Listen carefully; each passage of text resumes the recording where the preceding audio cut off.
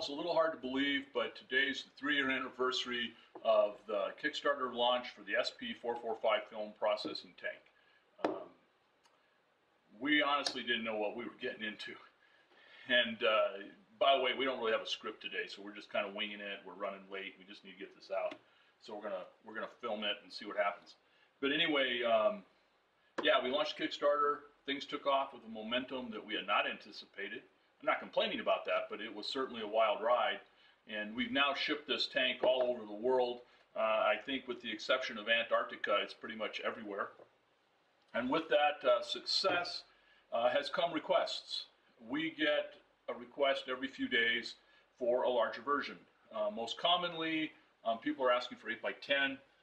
I would guess 60-70% of the requests we get are for an 8x10 version.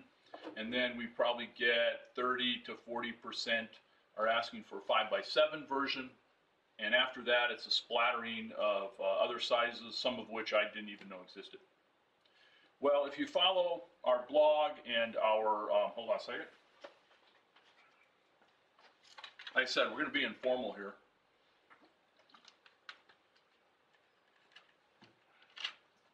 If you follow our blogs and our newsletters, you'll know that we've tried some things in the past.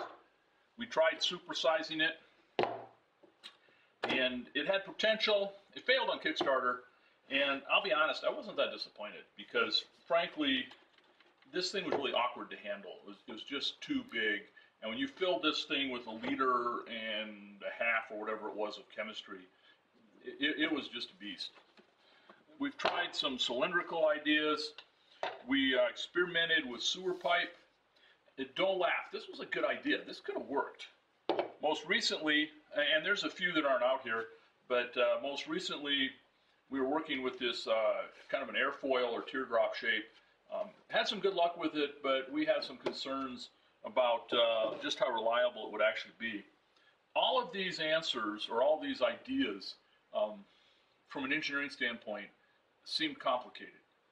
It just seemed like we were complicating things, and I really like the simplicity of the 445 and just intuitive to use and simple. And so we sat back and said, what can we, what's the simplest way to develop an 8x10 sheet of film? And the answer is pretty obvious. The answer is a tray. The tray's been around in photography forever. This tray is from my days in high school. They work. There are a few issues. There's a few tricks to it.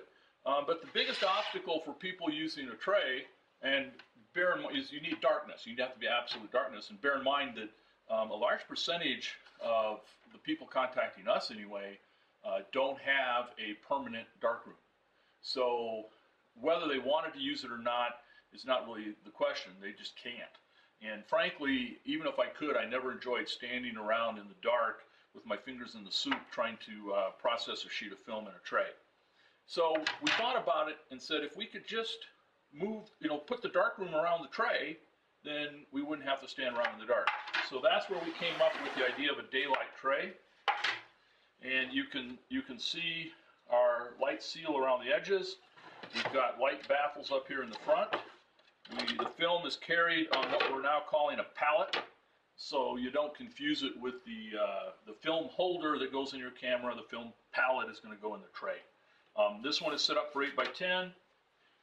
We've got a few other configurations in mind that we're experimenting with. And what we really like about this is it can do anything from 8x10 and smaller. So we're calling it the SP 8x10 Plus. I wanted to call it the 8x10 Minus because the other sizes are smaller than 8x10, but that idea got rejected. So it's the SP 8x10 Plus. And you're going to, like I said, you'll be able to do anything 8x10 and smaller. Now, let me try to anticipate some of your questions. First of all, right now with this version, and I think, yeah, this is the third prototype we built. With this version, you're looking at somewhere between 700, we're using between 700 milliliters and a liter. Speaking of liquid, hold on. I've been practicing this too many times tonight. Anyway, 750 to a liter. We think we can get that down a little bit. It's very dependent on your agitation technique, which of course is your next question. How do you agitate this thing? Well, what I found works best, and you notice we don't have any gaskets in here, and we don't have any latches. You don't need them. You can just pick it up by the sides and just rock it like you're panning for gold, and then set it back down. And that's worked quite well for me. Of course, you're going to be able to do 5 by. We're going to do a pallet for 5 by 7, maybe for 4 by 5. We may end up with a pallet that's 8 by 10 on one side, and you flip it over to get your 5 by 7. And maybe there's an adapter that plugs in that allows you to do 4 sheets of 4 by 5 in it. Those are details we haven't worked out yet.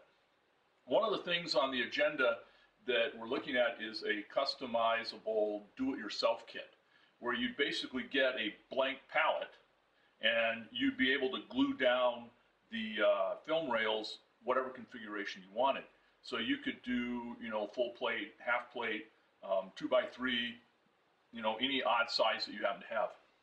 Now, one of the other questions people have, and at least we have, is can we do 2 sheets at once? Can we stack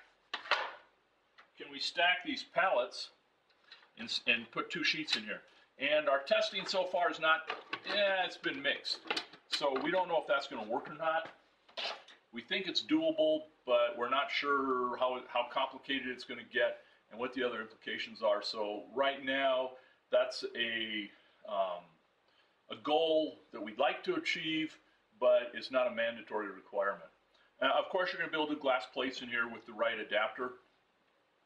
The other question people are probably going to hit us with is, are you going to do an auto agitator? Well, of course, we like to computerize things. We like to complicate things. So yeah, we're going to do some sort of a platform that you can sit this on, and it would just automatically agitate for you. But that's not going to be part of the Kickstarter. That's going to be down the road. We want to keep this as simple and clean and as basic as possible. So someplace down the road, assuming this thing funds, we'll end up with the platform for it. Now, as far as schedule goes, we wanted to hit the same dates as we did on the original Kickstarter for the 445. I don't think we're going to get launched on the 15th because it's a Saturday. I don't think it's going to happen. So we're announcing it on December 15th. We're hoping the Kickstarter is actually live Tuesday or Wednesday of next week. If everything goes well, we should be in production with this March or April of next year. Now, the big thing we really need from you is your feedback, your comments, your questions, any suggestions you have. We want to get that in as early as we can. We also need you to spread the word to other large format users.